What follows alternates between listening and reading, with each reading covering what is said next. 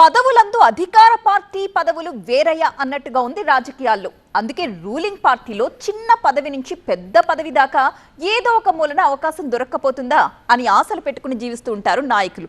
అయితే ఆ పోస్టు నాదే అని ధీమాతో ఉన్న నాయకులకు అది దక్కకపోతే మామూలుగా ఉండదు. అందులోనూ ఊహించని వ్యక్తికి తనకన్నా జూనియర్కి అవకాశం ఇస్తే అది మరింత మంటలు రేపుతుంది కదా. ఏపీలో ఇప్పుడు ఆ నాయకుడి తీరు సరిగ్గా ఇలాగే ఉందట. ఇంతకీ ఆయన ఎవరు, ఏంటాయన సిచ్యువేషన్? పార్టీపై కోపంతో కొమ్మాల పార్టీ అప్పుడు టికెట్ ఎలాగూ దక్కలేదు, ఇప్పుడు పదవి కూడా చిక్కలేదు. భవిష్యత్తుకు కొత్త బాటలు వేసుకుంటారా?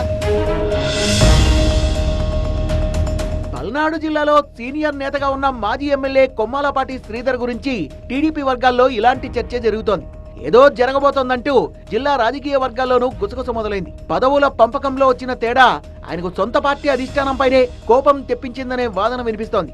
ఈ విషయమై హైకమాండ్ తో అమీతుమీ తేల్చుకుంటారా లేక మధ్యలోనే వెనక్కు తగ్గుతారనే చర్చ ఊపందుకుంది. తనను పక్కన పెట్టి సామాన్యుడికి పదవి కట్టబెట్టడంపై గుర్రుగా ఉన్న ఆయన అనుకున్నది సాధించే వరకు పోరాటం ఆపకూడదన్న నిర్ణయానికి వచ్చినట్టు ప్రచారం జరుగుతోంది. కాకపోతే పార్టీలో ఉంటూనే పోరాటం చేస్తారా లేక బయటకొచ్చి ఉద్యమిస్తారా అన్నదే అంతు చిక్కడం లేదని అనుచరులు చర్చించుకుంటున్నారు. 2 సార్లు ఎమ్మెల్యేగా గెలిచి పార్టీలో కీలకంగా వ్యవహరించిన ఆయన భవిష్యత్తుపై ఇప్పుడు ఇలాంటి డిస్కషనే జరుగుతోంది. ఆయన విషయంలో హైకమాండ్ ఎలాంటి నిర్ణయం తీసుకుంటుంది అనేది ఇప్పుడు చర్చనీయాంశంగా మారింది.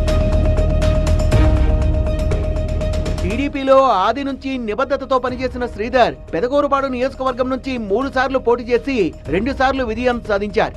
గత ఎన్నికల్లో మరోసారి అవకాశం దక్కుతుందని ఆశించిన హైకమాండ్ ఊహించని షాక్ ఇచ్చింది. అప్పటికే ఆయనకు పోటీగా గ్రౌండ్ వర్క్ చేసుకున్న భాష్యం ప్రవీణ్ కు టికెట్ ఇచ్చింది.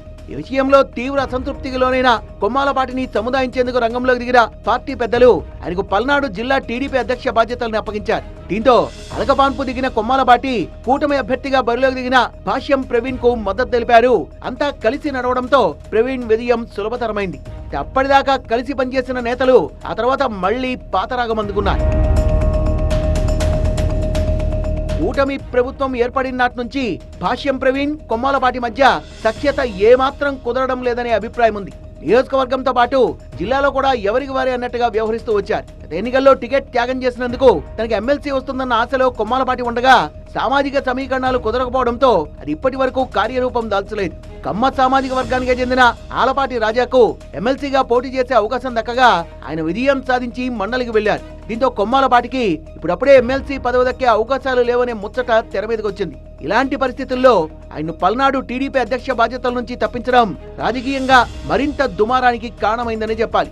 పార్టీ తీసుకున్న ఈ నిర్ణయంపై ఆయన అభిమాన గణం ఆగ్రహం వ్యక్తం చేస్తోందట. ఆయన్ను తొలగిస్తే తొలగించారు గాని ఆయన వ్యతిరేక వర్గంగా వ్యవహరిస్తున్న పెదకూరుపాడు ఎమ్మెల్యే భాష్యం ప్రవీణ్ అనుచరుడికి అవకాశాన్ని ఇవ్వడమే రాజకీయ రచ్చ మొదలడానికి కారణంగా తెలుస్తోంది. అసలే భాష్యం ప్రవీణ్ కి కొమ్మాలపాటికి మధ్య పచ్చగడ్డేస్తే బగ్గుమనేలా ఉన్నాయి పరిస్థితులు. పోయి ఇప్పుడు ప్రవీణ్ అనుచరుడు సామాన్య కార్యకర్త జానీకి జిల్లా పార్టీ అధ్యక్షుడిగా అవకాశం దక్కడం అగ్గికి ఆజ్యం పోసినట్లే అయింది. దీనిపై కొమ్మాలపాటి మరింత కోపంతో రగిలిపోతున్నట్టు తెలుస్తోంది.